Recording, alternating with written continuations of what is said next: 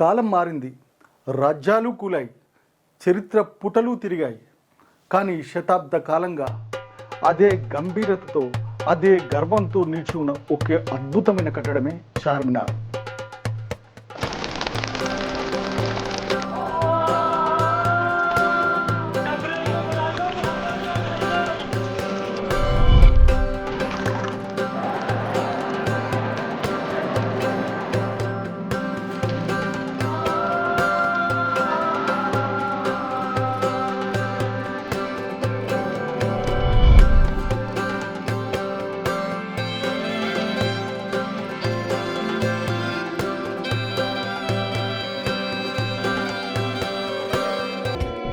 నమస్కారం మిత్రులారా, మరో కొత్త అంశంతో మళ్ళీ మీ ముందుకు వచ్చా. కాలం మారింది, రాజ్యాలు కూలాయి, చరిత్ర పుటలు తిరిగాయి. కానీ శతాబ్ద కాలంగా అదే గంభీరతతో, అదే గర్వంతో నిలిచి ఉన్న ఒకే అద్భుతమైన కట్టడమే చార్మినార్. 4 గోపురాలు, 4 దిక్కులు, ఒక నగరానికి హృదయంగా మారిన నిర్మాణం. ఇది కేవలం రాళ్లతో కట్టిన నిర్మాణం కాదు, ఇది హైదరాబాద్ నగరం ఆత్మ. ప్లేగు మహమ్మారి భయానక రోజుల్లో ఒక రాజు ప్రార్థనకు ప్రతీకగా నిలిచింది ఈ నిర్మాణం. ప్రేమ, విశ్వాసం, శిల్పకళలు ఈ మూడింటి సంగమమే చార్మినార్.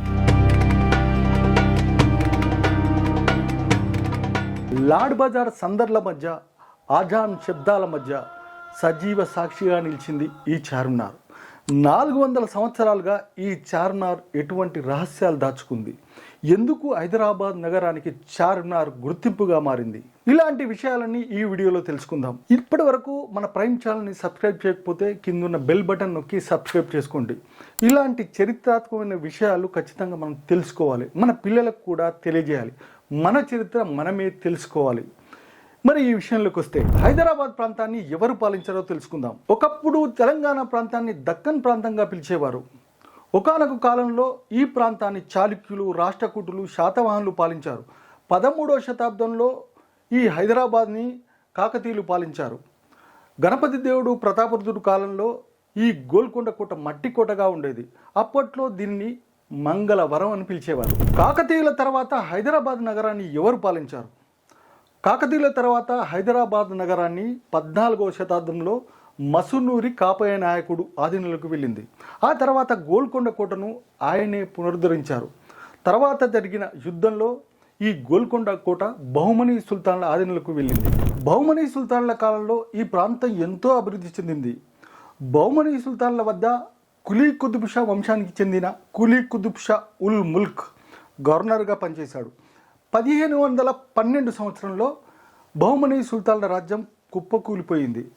ఆ రాజ్యం పతనమయ్యాక కులీ కుతుబ్ షా ఉల్ ముల్క్ స్వతంత్రుడిగా ప్రకటించుకున్నాడు. గోల్కొండ సంస్థానానికి సంస్థానాధీశుడయ్యాడు. గోల్కొండ కోటను ఇబ్రాహిం కులీ కుతుబ్ షా, ఈ కుతుబ్ షా వంశంలో ఈ సుల్తాన్ 4వ సుల్తాన్ గోల్కొండ కోటకు సంస్థానాధీశుడై ఈ ప్రాంతాన్ని పరిపాలించాడు. ఆ సమయంలో గోల్కొండ ప్రాంతం వ్యాపారపరంగా ఎంతో అభివృద్ధి సాధించింది. గోల్కొండ ప్రాంతంలో బాగా జనాభా పెరిగిపోవడంతో కొంతమంది రైతులు గోల్కొండ పక్కనున్న మూసీ నది వైపు వలస వెళ్ళారు. ఈ మూసీ నది గోల్కొండకు దక్షిణ భాగంలో ఉంది. రైతులు కొంతమంది వెళ్ళి అక్కడ వ్యవసాయం చేసుకుంటూ జీవనం కొనసాగించేవారు. ఇబ్రాహిం కులీ కుతుబ్ షా పాలనలో గోల్కొండ ప్రాంతం సుభిక్షంగా మారింది. 1575 సంవత్సరంలో గోల్కొండ నుంచి మూసీ వైపుకు వలస వెళ్ళిన రైతులు అవసరాల నిమిత్తం విత్తనాలు, శుభకార్యాల కోసం, ఇతర పనుల కోసం గోల్కొండకు వస్తూ పోతూ ఉండేవాళ్ళు. మధ్యలో మూసీ నది. ఒకానొక సమయంలో మూసీ నది దాటడం ఇబ్బందికరంగా మారేది.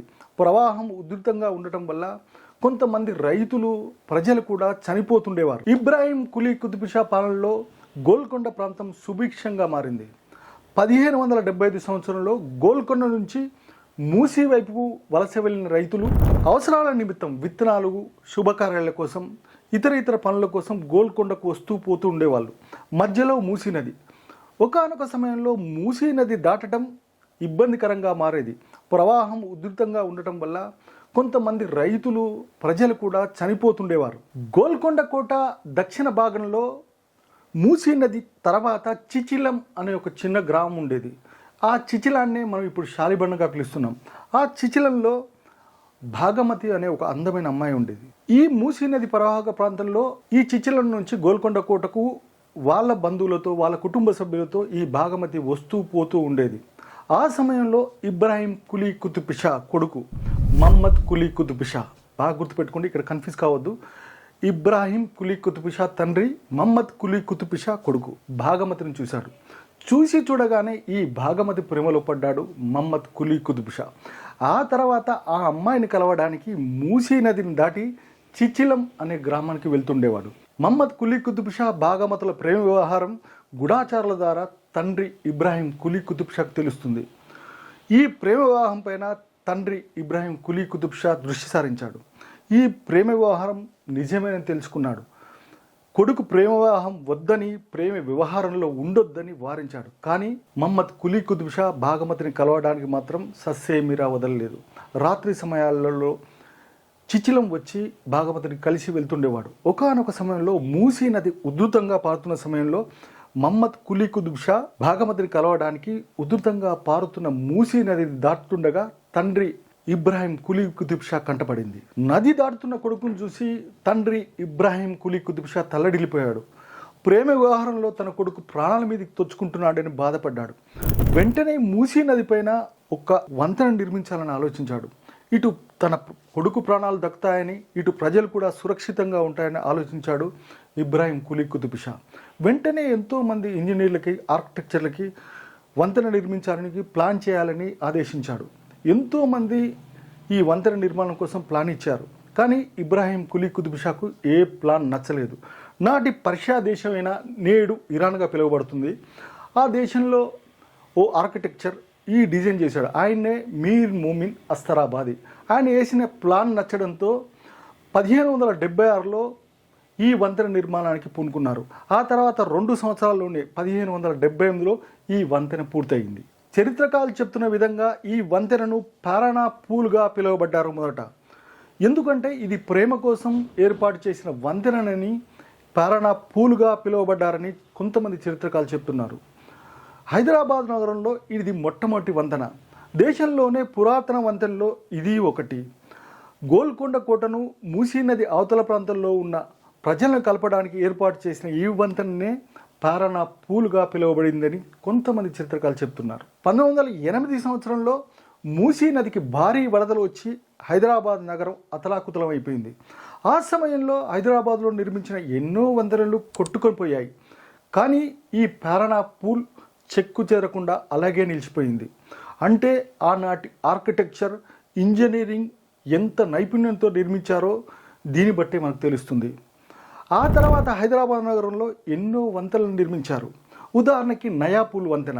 నయాపూల్ వంతెన నిర్మించిన తర్వాత ఈ పారానా పూల్ని పురాణా పూల్ అంటే పాత వంతెనగా పిలిచేవారు. ఆనాటి నుంచి ఈ పారానా పూల్ పురాణా పూల్గా మారింది. మహమ్మద్ కులీ కుతుబ్ షా భాగమతుల ప్రేమకు నిదర్శనంగా 445 సంవత్సరాల నుంచి సజీవ సాక్షిగా ఈ పారానా పూల్, ఈ పురాణా పూల్ నేటికి అలాగే నిలిచిపోయింది.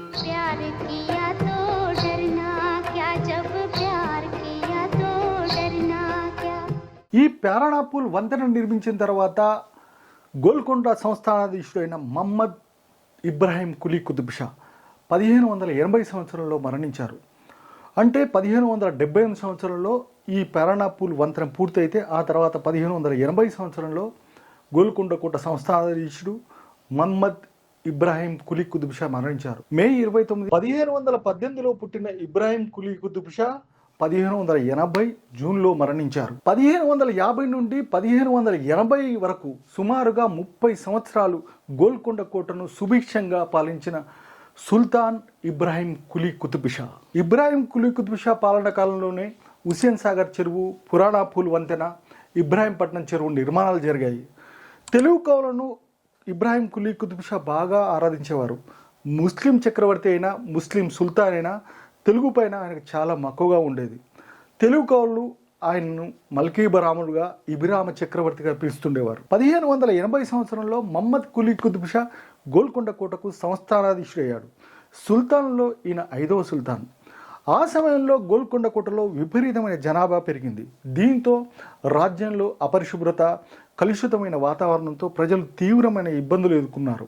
ఆ సమయంలో గోల్కొండ కోట సంస్థానాధీశుడైన మహమ్మద్ కులీ కుతుబ్ షా రాజ్యాన్ని విస్తరించాలని ఆలోచించాడు. కొత్తగా నిర్మించే నగరంలో ఎటువంటి లోటుపాట్లు ఉండొద్దని ఎంతోమంది ఇంజనీర్లతో ప్లాన్లు గీయించుకున్నాడు మహమ్మద్ కులీ కుతుబ్ షా. పర్షియా దేశంలోని ఇస్ఫహాన్ నగరంలా తన నగరం ఉండాలని, పర్షియా దేశం ఇప్పుడు మనం ఇరాన్ దేశం అంటున్నాం, ఇస్ఫహాన్ నగరంలా ఉండాలని, పెద్ద పెద్ద రోడ్లు, ఉద్యానవనాలు, వాణిజ్య కేంద్రాలు ఉండాలని, అదేవిధంగా విదేశీ వ్యాపారులకు విడిది కేంద్రాలు, పెద్ద పెద్ద వాణిజ్య సముదాయాలను నిర్మించాలని ఓ పక్కా ప్లాన్ వేసుకున్నాడు మహమ్మద్ కులీ కుతుబ్ షా. ఆ ప్లాన్ ఆధారంగానే గోల్కొండ దక్షిణ భాగంలో ఉన్న మూసీ నదికి ఆవల ఒక మైదాన ప్రాంతాన్ని కూడా ఎంపిక చేసుకున్నాడు మహమ్మద్ కులీ కుతుబ్ షా. ఆ సమయంలో గోల్కొండ సామ్రాజ్యంలో విపరీతంగా మశూచి, ప్లేగు వ్యాధి పెరిగిపోయింది. దీంతో ప్రజలు వాంతులు, విరోచనాలతో తీవ్ర ఇబ్బందులు పడుతున్నారు. అది 1589వ సంవత్సరం. ప్రజలకు వైద్యం అందించడం కూడా తీవ్ర ఇబ్బందికరంగా మారింది. పరిస్థితి చేయి దాటిపోయింది. ప్రజలు ప్లేగు, మశూచి బారిన పడి ఎంతో మంది ప్రాణాలు వదిలారు. 1590లో ఈ వ్యాధి మరింత పెరిగింది. దీంతో ఎంతో మంది గోల్కొండ సామ్రాజ్యంలో వారి ప్రాణాలు వదిలారు. గోల్కొండ రాజ్యంలో ప్లేగు, మశూచిని అరికట్టడం ఇబ్బందిగా మారింది మహమ్మద్ కులీ కుతుబ్ షాకు.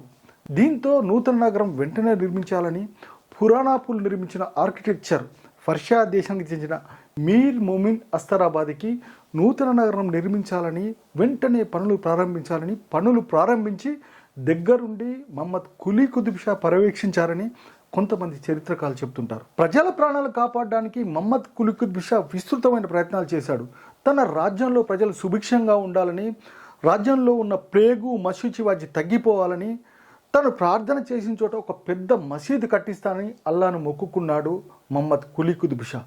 1591 సంవత్సరంలో గోల్కొండ రాజ్యంలో ఉన్న మశూచి, ప్లేగు వ్యాధి తగ్గుముఖం పట్టింది. తాను నిర్మిస్తున్న నగరంలో 4 రోడ్ల కూడల్లో ఒక మసీదును నిర్మించాలని ఇబ్రాహిం కులీ కుతుబ్ షా ఒక ప్రణాళిక చేశాడు. పురాణాపూల్ ఆర్కిటెక్చర్ మీర్ మొమిన్ అస్తరాబాద్, ఈయన పర్షియా దేశం, ప్రస్తుతం ఇరాన్ దేశంగా పిలువబడుతుంది, ఆ దేశ ఆర్కిటెక్చర్కి ఈ పనులు అప్పగించాడు. పర్షియా దేశంలోని మాషద్ నగరంలో ఉన్న ఇమాం రేజా మసీదు లాగా ఈ నిర్మాణం చేపట్టాలని ఓ ప్రణాళికలు చేశారు. ఆ పద్ధతిలోనే 1591లో ప్రారంభించిన ఈ నిర్మాణం ఇండో ఇస్లామిక్ పద్ధతిలో పర్షియా వాస్తుశిల్ప ఆధారంగా ఈ నిర్మాణం చేపట్టారు. 1591లో ప్రారంభించిన ఈ నిర్మాణం అదే సంవత్సరంలో పూర్తయింది.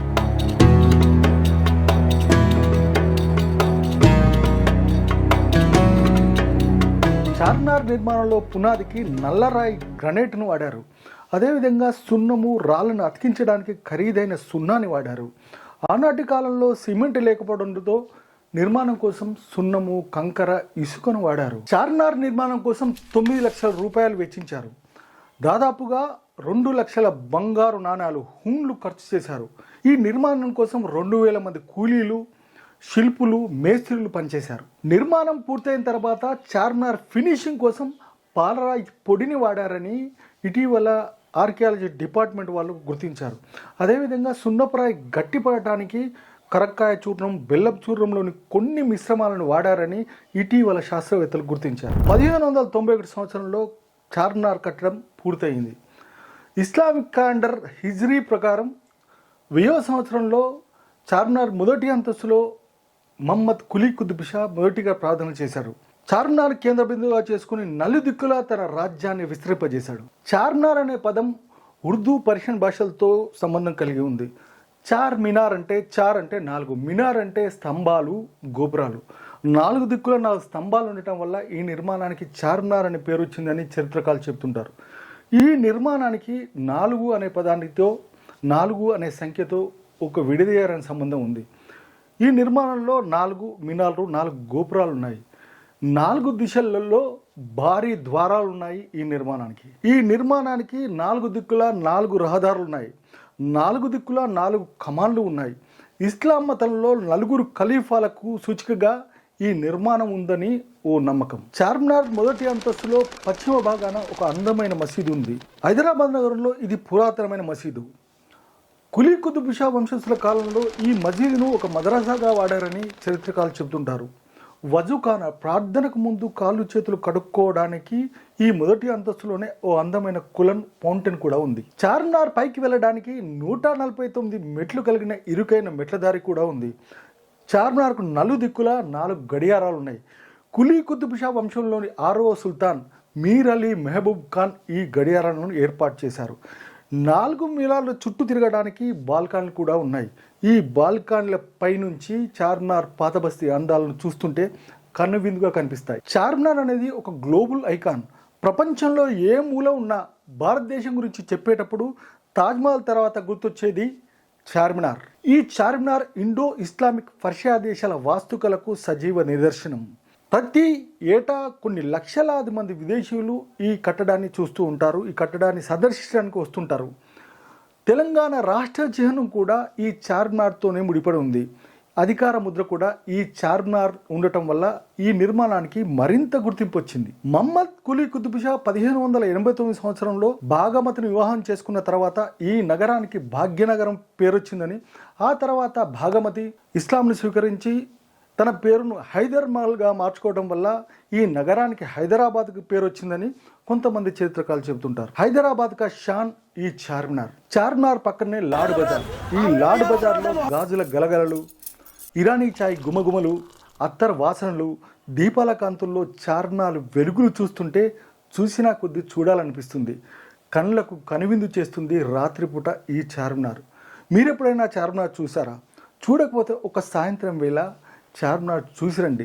చూసిన వాళ్ళు ఎవరైనా ఉంటే చార్మినార్ ఎలా ఉందో, చార్మినార్కి వెళ్తే ఎలాంటి అనుభూతులు కలిగాయో మీరు కామెంట్ రూపంలో రాయండి. ఈ వీడియో చార్మినార్ గురించి మీకు ఇన్ఫర్మేటివ్గా మంచి విషయాలు, అన్ని విషయాలు తెలియజేసిందని నేను అనుకుంటున్నాను. ఈ వీడియో కనుక మీకు నచ్చినట్లయితే లైక్ చేయండి, షేర్ చేయండి. మీ పిల్లలకు కూడా చార్మినార్ గురించి తెలియాలంటే ఈ వీడియోని చూపించండి. ఈ వీడియో పైన మీ విలువైన కామెంట్లు కూడా రాయండి. మా ప్రైమ్ ఛానల్ని లైక్ చేయండి, షేర్ చేయండి. పక్కనున్న బెల్ బటన్ నొక్కి సబ్స్క్రైబ్ చేసుకోండి. మరో కొత్త అంశంతో మళ్ళీ మీ ముందుంటా. మీ రమణాకర్ పత్తిపాటి.